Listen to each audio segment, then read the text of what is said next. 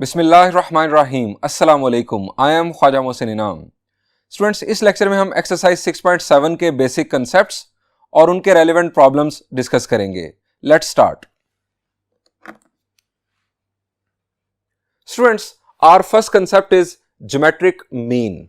हमने arithmetic mean discuss किया था एक्सरसाइज 6.3 के अंदर। आपको याद है अरिथमेटिक मीन की डेफिनेशन क्या थी? शाबाश, रिकॉल करें, क्योंकि उसी डेफिनेशन के मुताबिक हम ज्योमेट्रिक मीन की डेफिनेशन बना सकते हैं। इनफैक्ट अल्फाज बहुत ज्यादा सिमिलर हैं, माइनर चेंजेस हैं सिर्फ। शाबाश, रिकॉल करें। जी, हमने अरिथमेटिक मीन की डेफिनेशन की थी, a number A, capital A, is said to be arithmetic mean between two numbers A and B. A और बी ये स्मॉल नंबर्स हैं। A number capital A is said to be arithmetic mean between two numbers A and B if small a, comma capital A, comma small b are in arithmetic progression. Students, बिल्कुल इसी pattern में a number G is said to be geometric mean between two numbers A and B if A, G, B are in geometric progression. इस definition को लिखते हैं।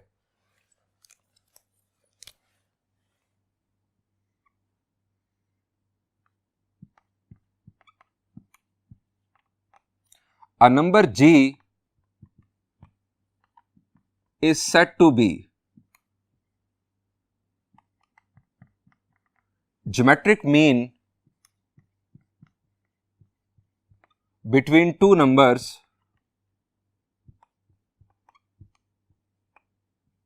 A and B if A, G, B are in geometric progression.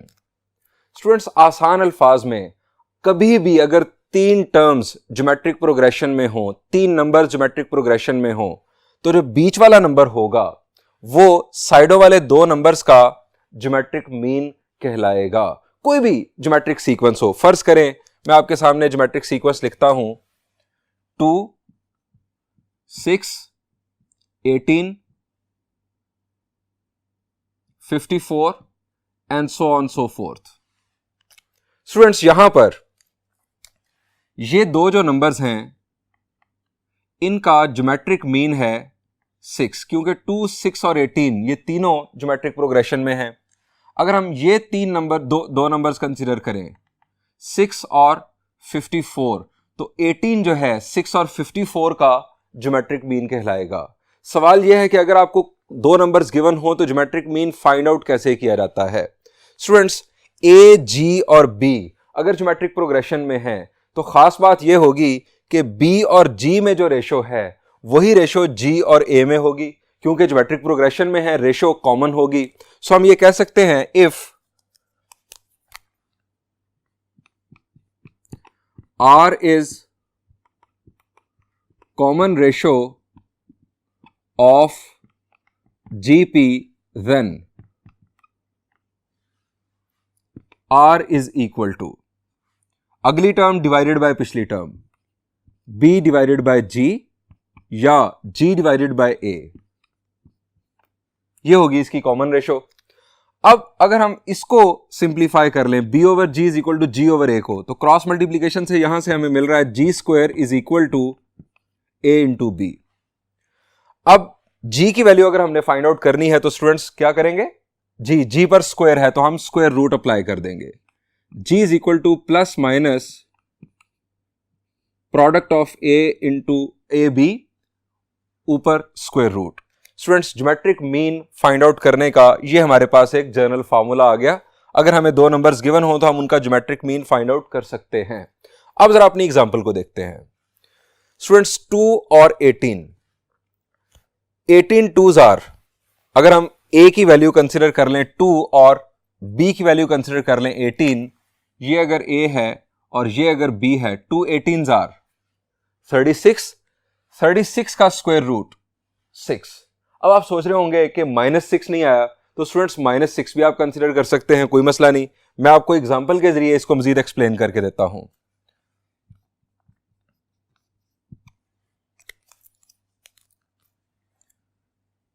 if a is equal to 3, b is equal to 12. Find geometric mean.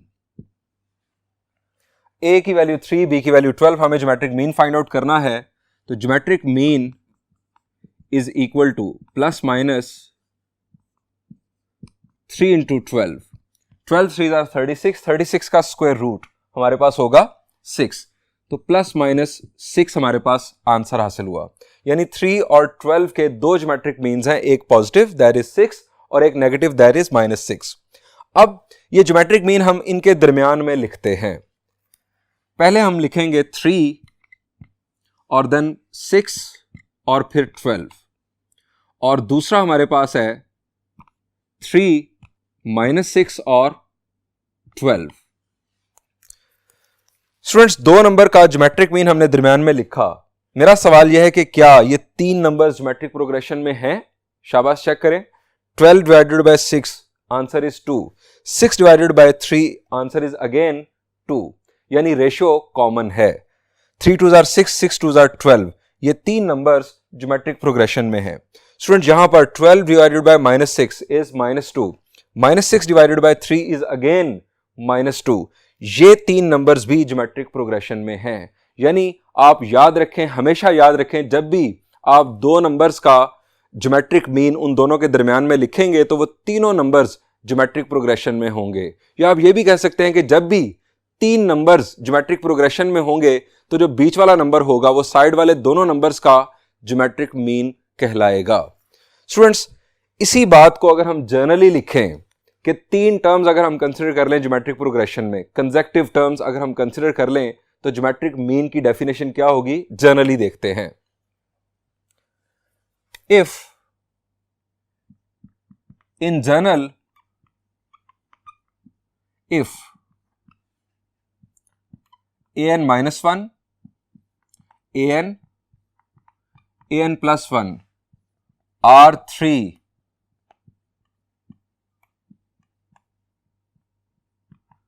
consecutive terms of a GP, then students, ये तीन consecutive terms हैं किसी geometric progression की, तो ये जो बीच वाली term है ये इन दोनों का ज्योमेट्रिक मीन होगी। then an is equal to plus minus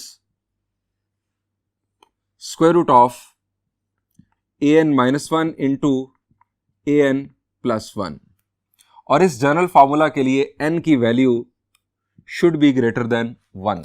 अब सवाल ये पैदा होता है कि n की वैल्यू 1 से ग्रेटर क्यों होनी चाहिए। स्टूडेंट्स, हम यहां पर सबस्क्रिप्ट लिख रहे हैं n-1।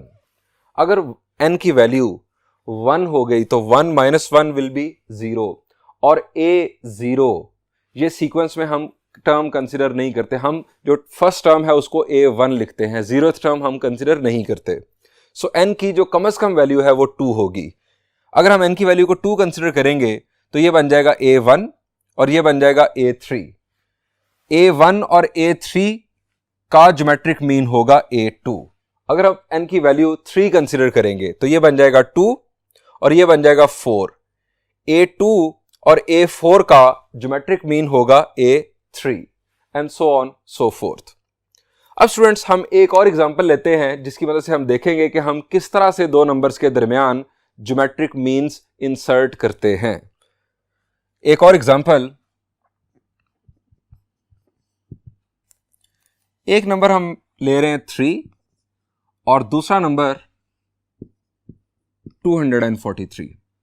आप सोच रहे होंगे कि मैंने ये दो नंबर्स इतने दूर दूर क्यों लिख दिए। स्टूडेंट्स, हम इन दोनों के दरमियान ज्योमेट्रिक मीन्स इंसर्ट करने जा रहे हैं। 3 और 243 के दो ज्योमेट्रिक मीन्स हैं, एक पॉजिटिव और एक नेगेटिव। मैं अभी सिर्फ और सिर्फ पॉजिटिव वाले केसेस कंसीडर कर रहा हूं। 3 और 243 का geometric mean using calculator find out करते हैं।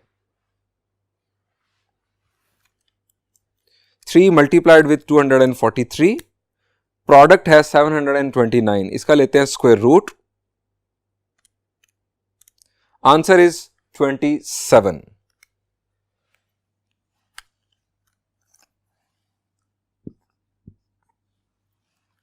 स्टूडेंट्स, हमने अभी डिस्कस किया फर्स्ट बोर्ड पर कि अगर दो नंबर्स का ज्योमेट्रिक मीन दरमियान में लिखा जाए तो वो तीनों नंबर्स ज्योमेट्रिक प्रोग्रेशन में होते हैं। ये बेसिक डेफिनेशन है ज्योमेट्रिक मीन की।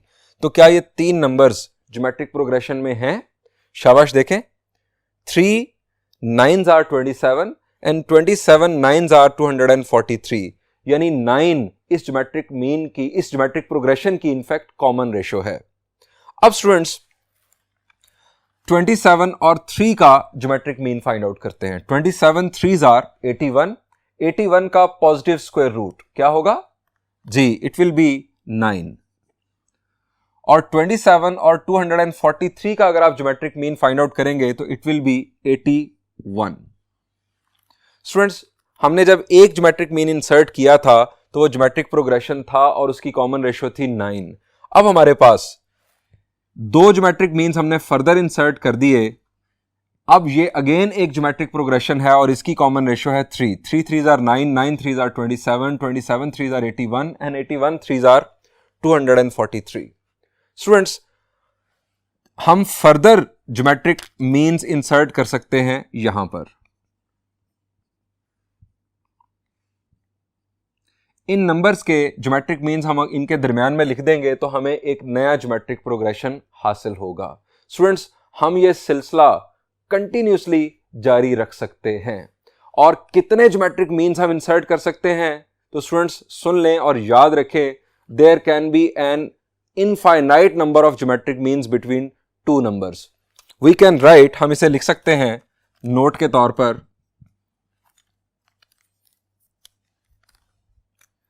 we can insert infinite number of geometric means between two numbers.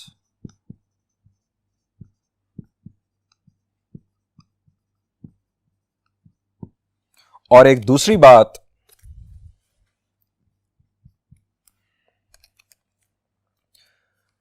by inserting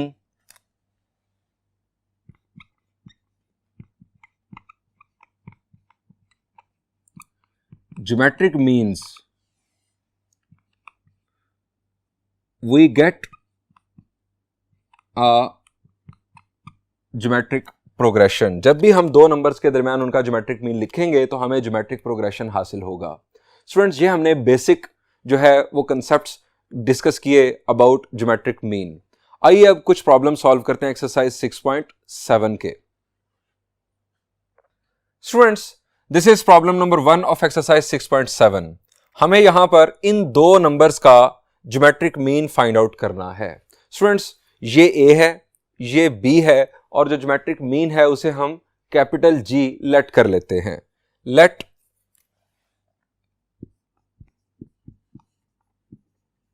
ji be the geometric mean between -2 iota and 8 iota, then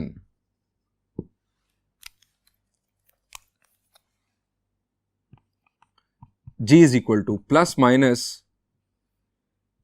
square root of -2 iota into 8 iota plus minus square root of 2 8s are 16, in fact minus 16, और aorta into aorta is aorta square। अब aorta square क्या होता है students जी? aorta square is -1। so -16 into -1, minus minus is positive, 16 का square root plus -4। सो -2 aorta और 8 aorta के दो ज्योमेट्रिक मीन्स हैं, one is +4 and other is -4। यहां पर हमारा ये प्रॉब्लम तो एंड हो गया। स्टूडेंट्स -2 एओटा और 8 एओटा के हमें दो ज्योमेट्रिक मीन्स हासिल हुए। ये दोनों ज्योमेट्रिक मीन अगर आप इन दोनों के दरमियान में लिखेंगे तो हमें ज्योमेट्रिक प्रोग्रेशन हासिल होगा। यानी आप चेक कर सकते हैं, सॉल्यूशन हमारा एंड हो चुका, आप चेक कर सकते हैं कि -2 एओटा यहां से पिक किया 4 और 8 एओटा। ये एक ज्योमेट्रिक प्रोग्रेशन होगा। कैसे चेक कर सकते हैं आप इन दोनों के दरमियान रेशो देखिएगा और इन दोनों के दरमियान रेशो देखिएगा, ये रेशो सेम होगी। इसी तरह -2 एओटा, -4 और 8 एओटा, ये भी एक ज्योमेट्रिक प्रोग्रेशन बन रहा होगा। स्टूडेंट्स, प्रॉब्लम नंबर 1 का फर्स्ट पार्ट बहुत ही आसान, वो आप खुद सॉल्व कीजिएगा। मैं बढ़ता हूं सेकंड प्रॉब्लम की जानिब।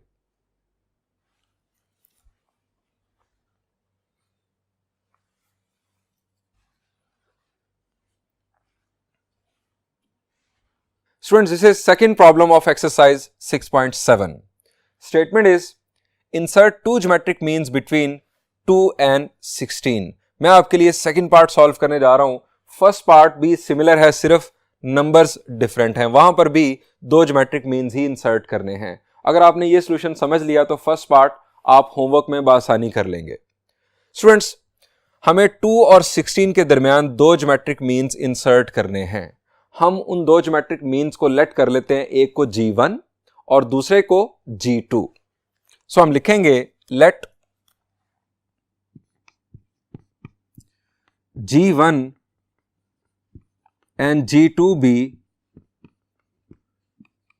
two geometric means between 2 and 16। अब स्टूडेंट्स, हमने पढ़ा है कि हम अगर दो नंबर्स के दरमियान 1, 2, 3 या जितने भी ज्योमेट्रिक मीन्स इंसर्ट करें तो हमें एक ज्योमेट्रिक प्रोग्रेशन हासिल होता है। मतलब 2 G1 G2 और 16 will be a geometric progression। ये एक ज्योमेट्रिक प्रोग्रेशन होगा। अब स्टूडेंट्स, अगर ये ज्योमेट्रिक प्रोग्रेशन है तो 2 इसकी फर्स्ट टर्म और 16 इसकी फोर्थ टर्म है। अब सवाल यह है कि 2 से G1 कैसे आएगा। शाबाश, ज्योमेट्रिक प्रोग्रेशन कैसे आगे बढ़ता है? जी, geometric progression non zero number को मल्टीप्लाई करने से आगे बढ़ता है और उस नॉन जीरो नंबर को हम कॉमन रेशो कहते हैं। अगर हमें कॉमन रेशो पता चल जाए, हमारे पास फर्स्ट टर्म है, हमारे पास फोर्थ टर्म है, अगर हमें कॉमन रेशो पता चल जाए तो कॉमन रेशो से जब हम 2 को मल्टीप्लाई करेंगे तो हमें G1 हासिल होगा। G1 को जब हम कॉमन रेशो से मल्टीप्लाई करेंगे तो G2 हासिल होगा।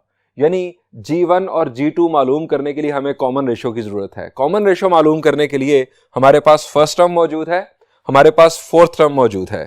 हम यहां लिखेंगे here A1 is equal to 2 और A4 is equal to 16। अब स्टूडेंट्स, फोर्थ टर्म और फर्स्ट टर्म की बुनियाद पर कॉमन रेशो मालूम करनी है। शाबाश, फॉर्मूला कौन सा होगा? जी, nth term of the geometric progression वाला। nth टर्म यानी fourth term is equal to A1 R raise to power n-1 यानी 4-1 हम कंसिडर कर लेंगे। हम यह लिखेंगे सिंस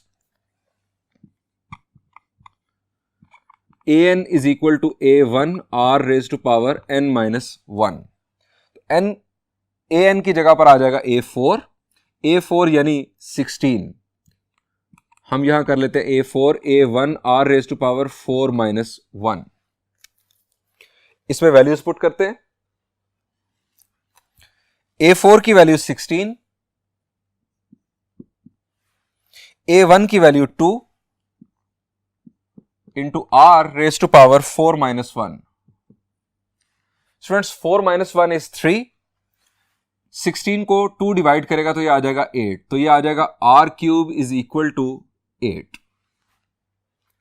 स्टूडेंट्स, अब यहां पर हमें R की वैल्यू के लिए क्या करना है? जी, क्यूब रूट अप्लाई करना है। अब आपके चैप्टर 4 का टेस्ट है स्टूडेंट्स, 8 के क्यूब रूट्स। शाबाश, चलें आप 1 के क्यूब रूट्स बता दें। क्यूब रूट्स ऑफ यूनिटी, शाबाश, उसी से आपको याद आ जाएगा pattern. Cube roots of unity क्या थे?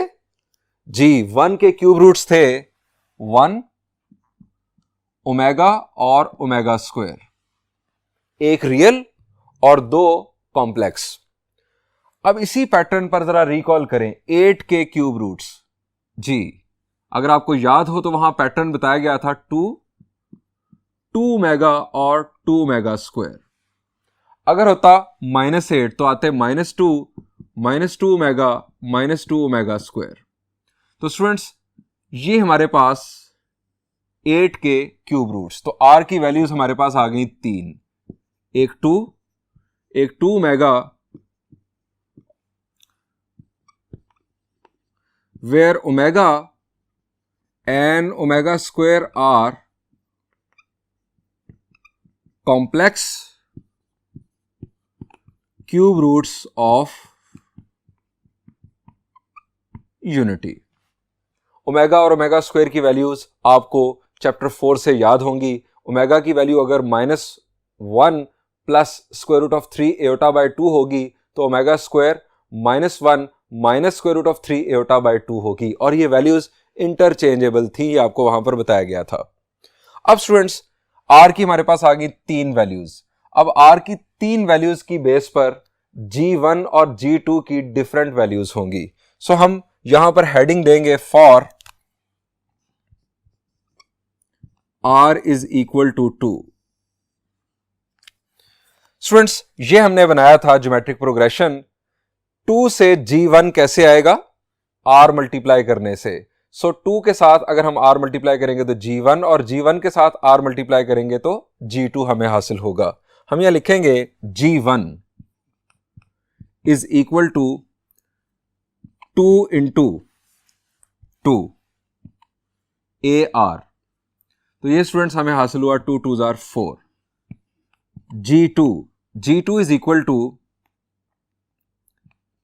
G1 into R, that is G1 की वैल्यू 4 इंटू 2 दैट इज 8। तो हमारे पास G1 और G2 की वैल्यूज आ गई 4 और 8। अब हम दूसरी हेडिंग देंगे for R is equal to 2 omega. G1 2 into 2 omega 4 omega. G2 G1 into R, that is G1 की वैल्यू 4 ओमेगा और R की वैल्यू हमारे पास है स्टूडेंट्स 2 ओमेगा। 4 2 जार 8 ओमेगा स्क्वायर। अब हम R की तीसरी वैल्यू कंसिडर करेंगे for R is equal to 2 omega square. सबसे पहले G1, फर्स्ट टर्म हमारी थी 2, इसके साथ R मल्टीप्लाई होगा तो स्टूडेंट्स ये हमें मिल गया G1। अब G1 के साथ अगर हम R मल्टीप्लाई करेंगे तो हमें मिलेगा G2 is equal to G1 into R। अब G1 की value 4 omega square into R की value 2 omega square. G2 is equal to 4 2 जार 8 ओमेगा रेज टू पावर 4। अब ओमेगा रेज टू पावर 4 इसे हमने सिंप्लीफाई करना है। ओमेगा की हायर पावर्स को सिंप्लीफाई करना हमने चैप्टर 4 में सीखा था। आप 4 को 3 से, ये रफ वर्क है, डिवाइड करें, 3 1 जार 3, जो रिमाइंडर होगा वो ओमेगा की नई पावर होगी। आप इसे ये भी कह सकते हैं कि omega raise to power 4 is equal to omega cube into omega. Omega cube होता है 1, तो रह जाएगा बाकी omega. G2 is equal to 8 omega. आप यहां पर स्टेप बढ़ा लें, ओमेगा क्यूब इंटू ओमेगा, तो ओमेगा क्यूब हो गया 1, तो हमारे पास बच गया ओमेगा। ये आ गई हमारे पास G1 की वैल्यू, ये आ गई G2 की वैल्यू। स्टूडेंट्स अगर आप बुक में आंसर देखेंगे तो वहां पर सिर्फ और सिर्फ real values of geometric mean consider की गई हैं, जबकि मैंने यहां पर कॉम्प्लेक्स भी इवेल्युएट कर दी आपके कंसेप्ट को क्लियर करने के लिए। बढ़ते हैं नेक्स्ट प्रॉब्लम की जानिब।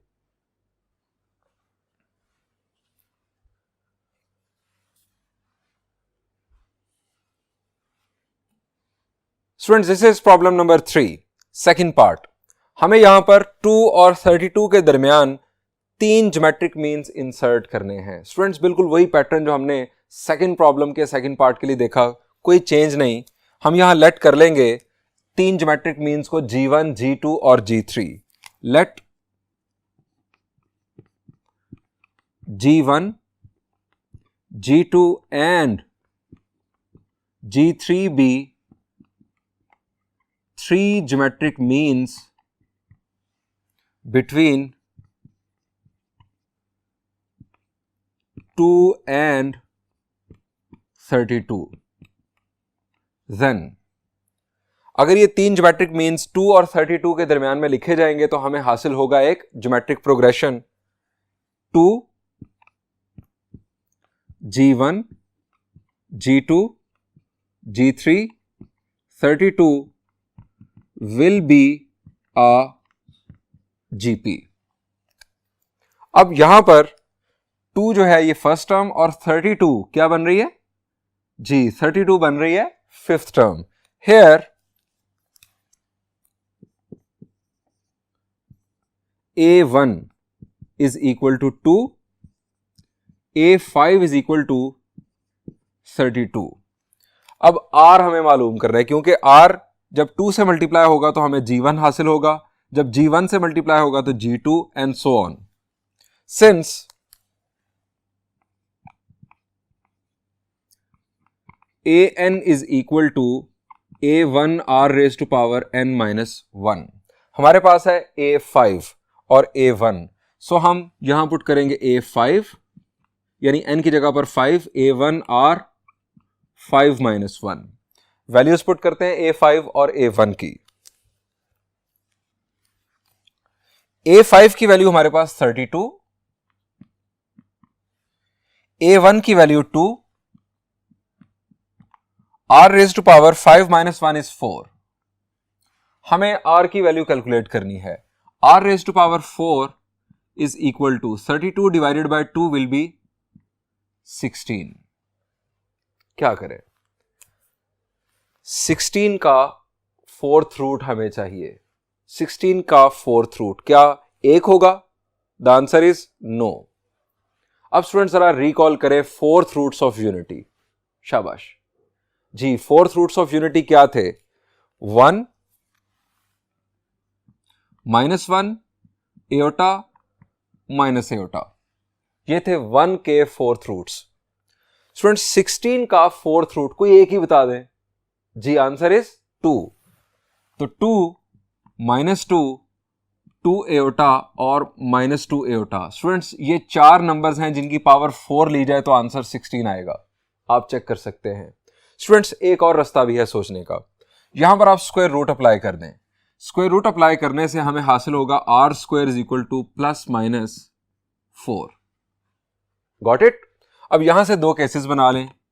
Are square is equal to 4 और R square is equal to -4. यहां से आर की वैल्यू +-2 और यहां से आर की वैल्यू, चूंकि -4 का हम स्क्वायर रूट ले रहे हैं तो -4 का स्क्वायर रूट +-4 का स्क्वायर रूट तो हो जाएगा 2, माइनस का स्क्वायर रूट एओटा, तो यहां से आ जाएगा +-2 एओटा. 4 का स्क्वायर रूट 2, माइनस का स्क्वायर रूट एओटा, +-2 एओटा. हमें -4 के स्क्वायर रूट्स हासिल हुए.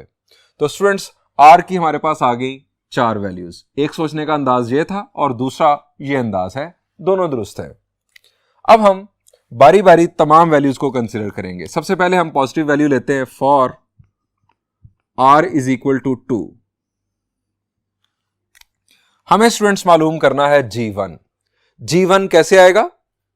जी 2 को R से मल्टीप्लाई करने से. हम यहां लिखेंगे G1 is equal to A1 into R. अब A1 की वैल्यू हमारे पास है 2 और R की वैल्यू है 2. 2 2s are 4. ये हमें G1 हासिल हुआ. G2 होगा G1 इंटू R. G1 को R से मल्टीप्लाई करेंगे तो G2. G1 की वैल्यू है 4, R की value 2, 4 2s are 8. G2 into R. G2 की value 8 into 2, 8 2s are 16. Students अब जरा गौर करें. 2 उसके बाद 4 8 16 और देन 32. ये ज्योमेट्रिक प्रोग्रेशन बन रहा है. The answer is yes. यहां पर हमारे पास कॉमन रेशो बन रही है 2, 2 2s are 4, 4 2s are 8, 8 2s are 16 and 16 2s are 32। ये तो हमने r की वैल्यू 2 कंसिडर की और g1, g2 और g3 की वैल्यूज निकाल ली। इसी तरह से हम अब r की वैल्यू -2 कंसिडर करेंगे।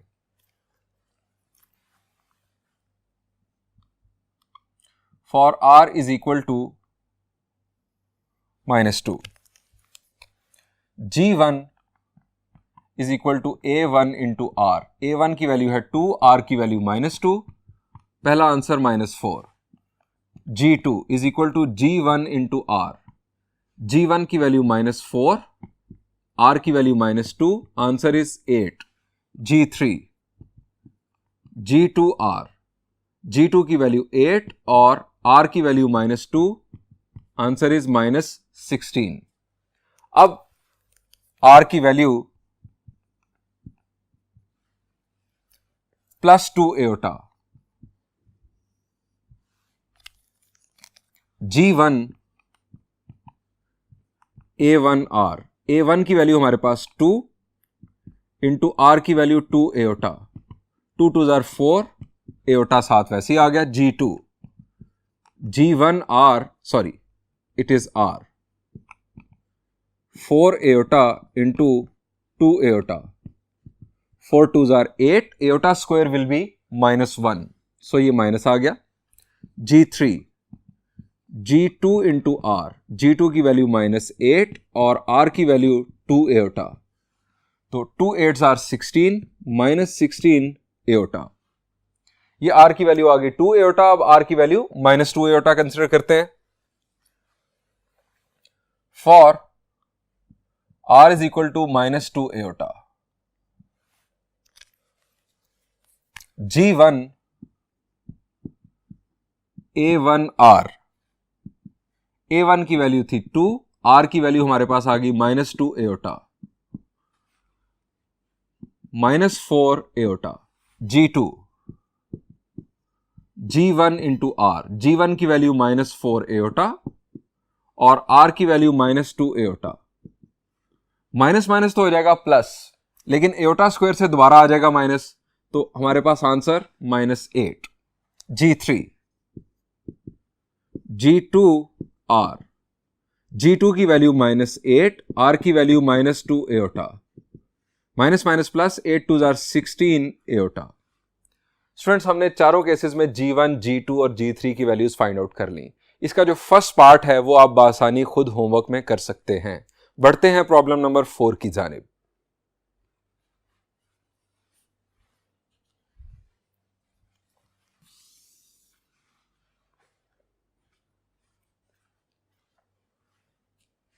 Students, this is problem number 4.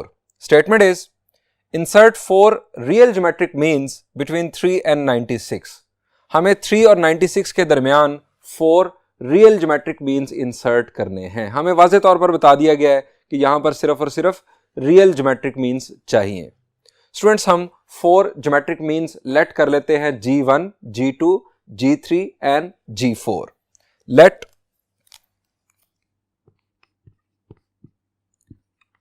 g1, g2, g3, g4 are 4 real geometric means between 3 and 96.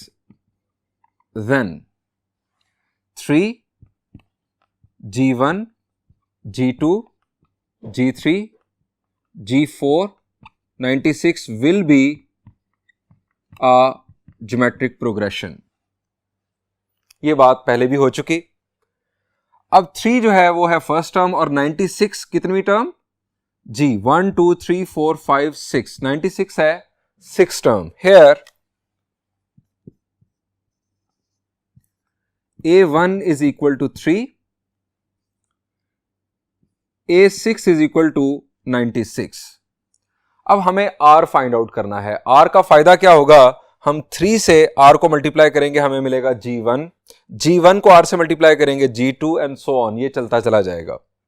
Since an is equal to a1 r raised to power n minus 1. a6 will be a1 r raised to power 6 minus 1 will be 5. Values put करते हैं इसके अंदर. a6 की value 96 is equal to a1 that is 3 और r की value हमें मालूम करनी है r raised to power 5. 96 divided by 3 will be 32. r raised to power 5 is equal to 32. 32 का फिफ्थ रूट कौन सा नंबर है जिसको 5 टाइम्स मल्टीप्लाई किया जाए तो 32 आता है? The answer is 2. स्टूडेंट्स 32 के फिफ्थ रूट्स कॉम्प्लेक्स भी होंगे, लेकिन हमें यहां पर सिर्फ और सिर्फ रियल ज्योमेट्रिक मीन्स मालूम करने हैं, सो हमने सिर्फ ये वैल्यू कंसीडर की. r की वैल्यू 2 के लिए अब हम g1, g2, g3 और g4 मालूम करते हैं. g1 क्या होगा? a1 into r.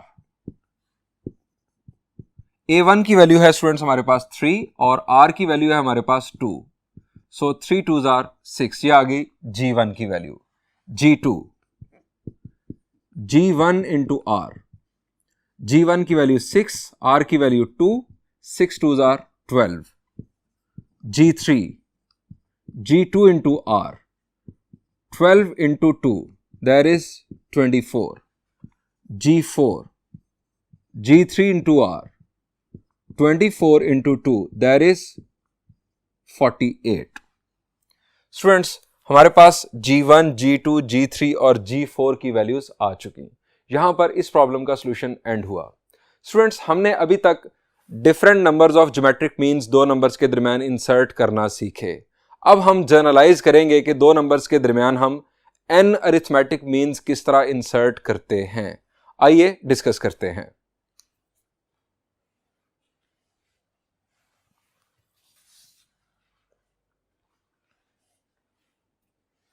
Students we are going to insert n geometric means between a and b. Procedure वही होगा जो हमने 2, 3 और 4 ज्योमेट्रिक मीन्स इंसर्ट करने के लिए फॉलो किया. हम यहां लिखेंगे late g1, g2, g3 till gn are n geometric means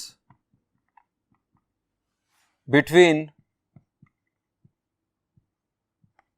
a and b. Then a, g1, g2, g3 चलते चले गए gn और इसके बाद b is a geometric progression. अब स्टूडेंट्स ये हमारे पास अगर ज्योमेट्रिक प्रोग्रेशन है तो फर्स्ट टर्म है a और लास्ट टर्म है b. अब ये लास्ट टर्म का नंबर क्या है? शाबाश जी, हमारे पास दरमियान में n टर्म्स हैं ये ज्योमेट्रिक मीन्स की शक्ल में. तो ये दो टर्म्स शामिल करके कितनी टर्म्स हो गई? The answer is n+2. सो ये जो टर्म है इसका नंबर है n+2. हम यह लिखेंगे here a1 is equal to a and an+2 is equal to b. दोबारा सुन लें, अगर हमारे पास ये n टर्म्स हैं तो दो ये शामिल करके हमारे पास टोटल टर्म्स होंगी n+2 और ये लास्ट टर्म है तो यही है an+2. अब हम मालूम करेंगे कॉमन रेशो. वही पैटर्न चल रहा है जिस तरह अभी हमने प्रॉब्लम सॉल्व किए. Since an is equal to a1 r raise to power n-1, हमारे पास है n+2. हम n को रिप्लेस करते हैं n+2 से. a1 r n+2 -1, जहां n था वहां हमने n+2 पुट कर दिया. अब वैल्यूज पुट कर देते हैं. an+2 हमारे पास है b, a1 की वैल्यू है a और r रेज टू पावर हो जाएगा n+1. स्टूडेंट्स हमें चाहिए r की वैल्यू यानी कॉमन रेशो की वैल्यू. उस कॉमन रेशो को जब हम a से मल्टीप्लाई करेंगे तो हमें g1 हासिल होगा. G1 से मल्टीप्लाई करेंगे तो G2 हासिल होगा and so on so forth. So R की वैल्यू हमारे पास R raise to power n plus 1 is equal to B divided by A। अब स्टूडेंट्स R की वैल्यू चाहिए, R की पावर है यहां पर n प्लस 1। अगर हम n plus 1th root apply कर दें तो हमारे पास R की वैल्यू आ जाएगी। आसान अल्फाज में फर्ज करें अगर हमारे पास यहां लिखा होता R square is equal to B by A, तो R की वैल्यू कैसे आनी थी? सेकेंड रूट अप्लाई करने से। अगर यहां लिखा होता R cube is equal to B by A, तो यहां पर R की वैल्यू आनी थी थर्ड रूट अप्लाई करने से। अब यहां पर R की पावर है n प्लस 1, तो n plus 1th root apply करने से हमारे पास आएगी R की वैल्यू। यहां से R की value B by A raise to power 1 over n plus 1। अब स्टूडेंट्स हम इस R की वैल्यू की मदद से G1, G2, G3 मालूम करते हैं। G1 कैसे आएगा? G1 है सेकंड टर्म, यह आएगा A को R से मल्टीप्लाई करने की सूरत में। G2 आएगा A1 R स्क्वायर से, G3 A1 R क्यूब से and so on so forth. G1 AR A1 R, in fact A1 हमारे पास है स्टूडेंट्स A और R की वैल्यू है B over A whole power 1 over n plus 1। G2 student G2 मालूम करने के हमारे पास हैं दो रास्ते। आप G1 को R से मल्टीप्लाई कर दें या G2 क्या है? G2 है थर्ड टर्म। थर्ड टर्म के लिए फॉर्मूला हमारा क्या होता है? A1 R square, A1 R square. अब A1 यानी A और B ओवर A, ये R की वैल्यू हमारे पास आ रही है। जब स्क्वायर ले लेंगे तो ये बन जाएगा 2 ओवर n प्लस 1। ये हमारे पास R की वैल्यू, इसका स्क्वायर लिया तो पावर मल्टीप्लाई होगी, 2 1s are 2, 2 over n plus 1। इस पैटर्न पर G3 A1 R cube A into B over A 3 over n plus 1। अब आप जरा पैटर्न देखें। G2 के लिए हमारे पास 2 ओवर n प्लस 1, G3 के लिए 3 ओवर n प्लस 1, बाकी सब कुछ वैसे ही है। G4 के लिए A1 R 4 A into B over A 4 over n plus 1। तो इस पैटर्न पर चलते चले गए तो हमारे पास जो Gn होगा, nth ज्योमेट्रिक मीन, वो क्या होगा? A1 R raise to power n, यानी A into B over A raise to power n over n plus 1। Students, इस कंसेप्ट को यूज करते हुए हम कॉमन रेशियो फाइंड आउट किए बगैर दो नंबर्स के दरमियान ज्योमेट्रिक मीन्स फाइंड आउट कर सकते हैं। आपने अगर first geometric mean find out करना है दो नंबर्स के दरमियान तो आप ये फॉर्मूला यूज करेंगे, सेकंड ज्योमेट्रिक मीन के लिए ये फॉर्मूला, थर्ड के लिए ये formula.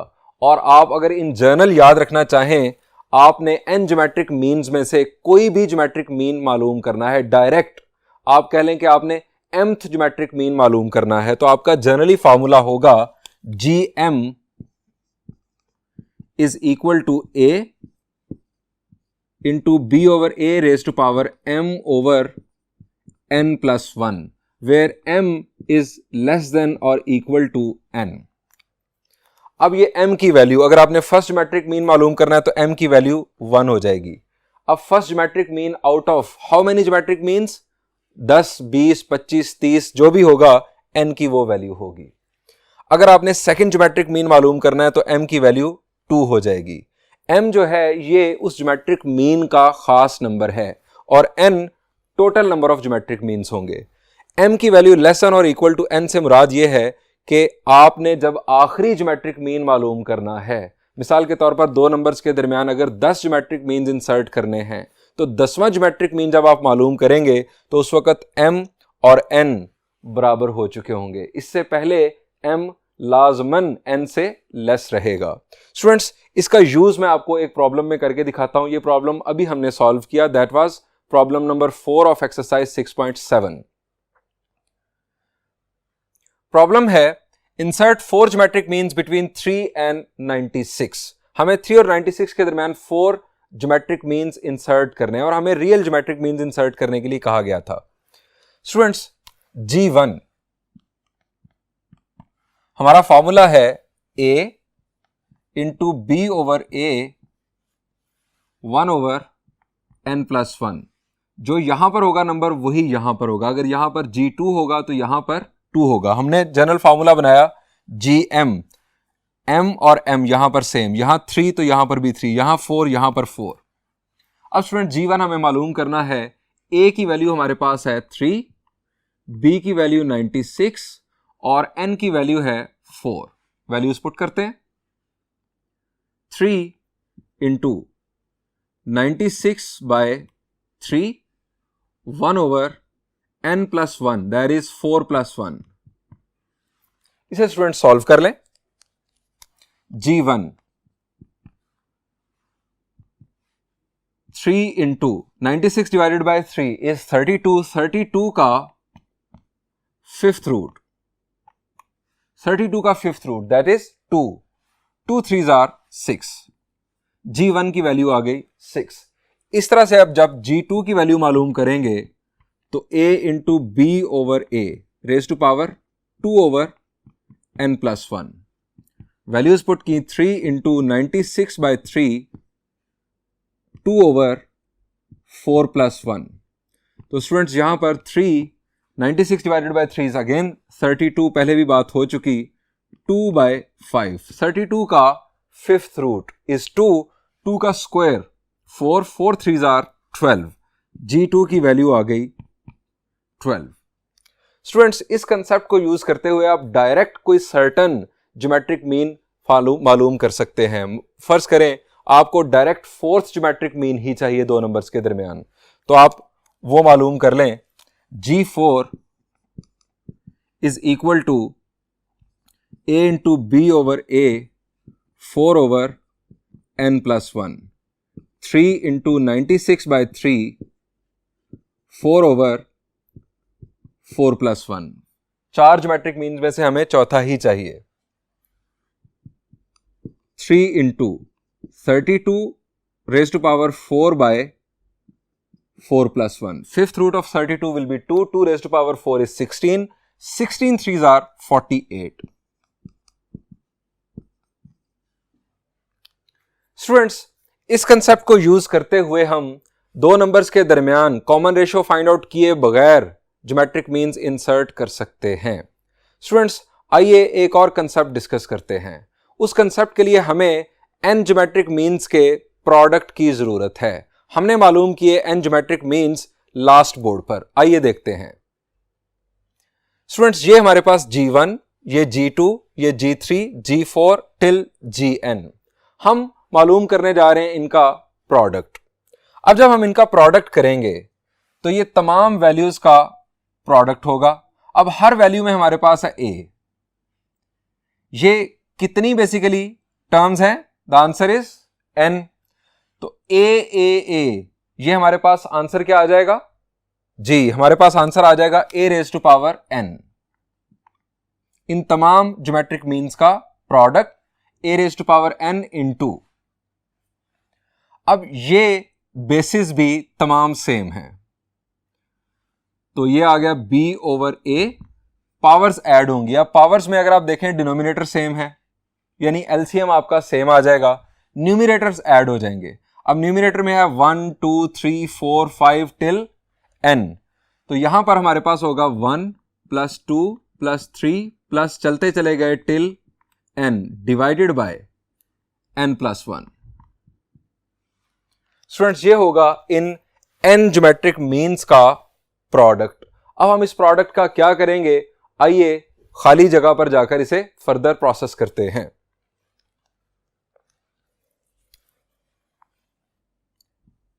G1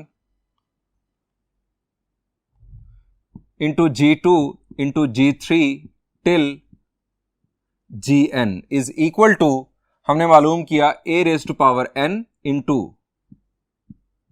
B over A 1 plus 2 plus 3 till n divided by n+1। अब स्टूडेंट्स इस एक्सप्रेशन को सिंप्लीफाई करने के लिए हमें इस न्यूमरेटर को सिंप्लीफाई करना है। न्यूमरेटर में ये एक सीरीज गिवन है 1 + 2 + 3 प्लस टिल n। अब ये किस टाइप की सीरीज है? शाबाश, इसकी टर्म्स देखें। 1 से 2 कैसे आया, 2 से 3 कैसे आया, 3 से 4 कैसे आया? द आंसर इज 1 ऐड करने से। अगर सेम नंबर ऐड करने से हम आगे बढ़ रहे हो तो ये हमारे पास अरिथमेटिक सीक्वेंस होता है। यहां पर प्लस के साइंस गिवन है, इसका मतलब है ये अरिथमेटिक सीरीज है। हमें इस अरिथमेटिक सीरीज की n टर्म्स का सम चाहिए। अब स्टूडेंट्स n टर्म्स के सम का फॉर्मूला अरिथमेटिक सीरीज के लिए रिकॉल कर लें। शाबाश, चले मैं आपको रिकॉल करवाता हूं। Since Sn is equal to, इसके दो फॉर्मूलाज थे। ये सिंपल वाला फॉर्मूला मैं यहां पर यूज कर रहा हूं, n/2 into a1 plus an, first term plus last term into number of terms divided by 2। अब इसको अगर हम यहां पर यूज करें फॉर 1 + 2 + 3 टिल n, तो Sn हमारे पास स्टूडेंट्स हो जाएगा n/2 a1 1 plus an n। ये स्टूडेंट्स इस फॉर्मूला की मदद से हमने इस सीरीज को सम कर लिया। अब ये वैल्यू हम यहां पर पुट कर देते हैं। पुटिंग दिस वैल्यू,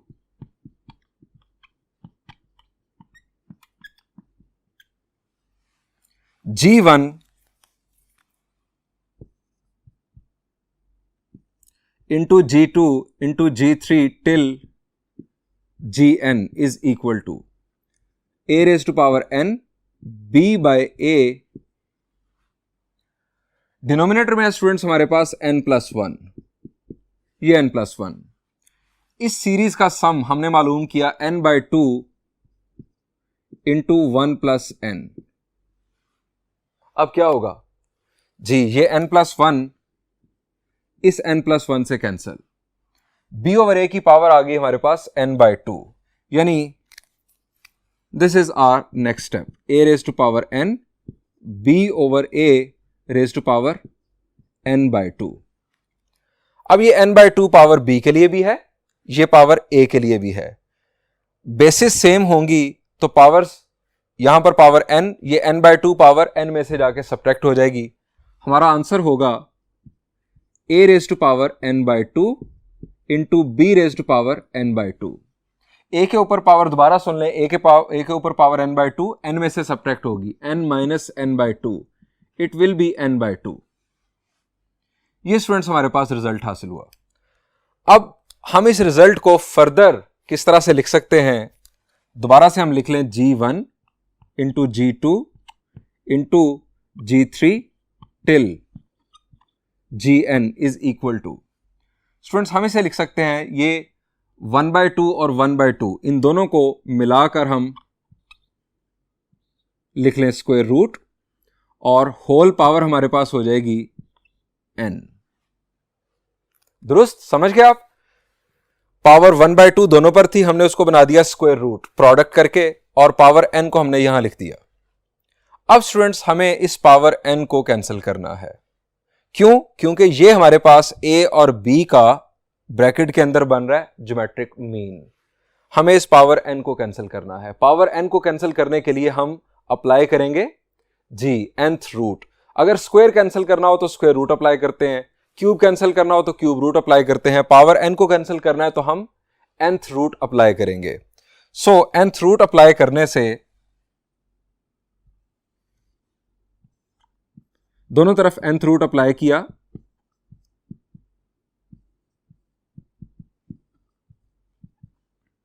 हमारे पास हासिल हुआ a b का प्रोडक्ट।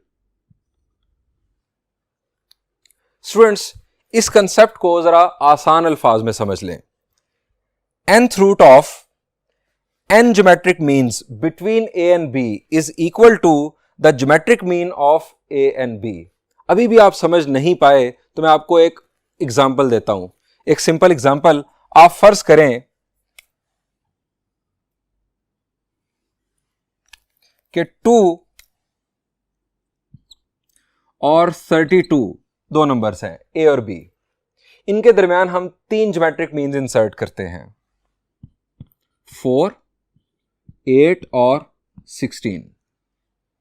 ये बन गया हमारे पास एक ज्योमेट्रिक प्रोग्रेशन। ये 3 है हमारे पास ज्योमेट्रिक मीन्स।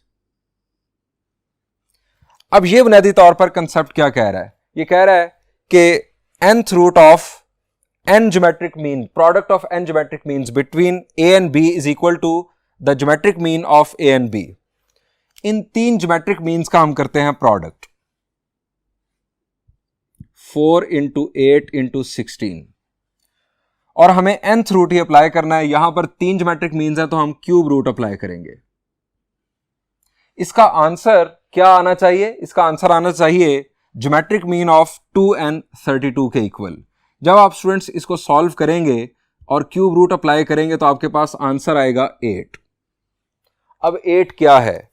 8 है 2 और 32 का ज्योमेट्रिक मीन। 2 into 32 इज 64, 64 का स्क्वायर रूट 8। स्टूडेंट्स, काफी डिस्कशन हो गई, यहां पर इस लेक्चर को एंड करते हैं। इंशाल्लाह नेक्स्ट लेक्चर में हम एक्सरसाइज 6.7 के मजीद प्रॉब्लम सॉल्व करेंगे। Thank you and Allah Hafiz.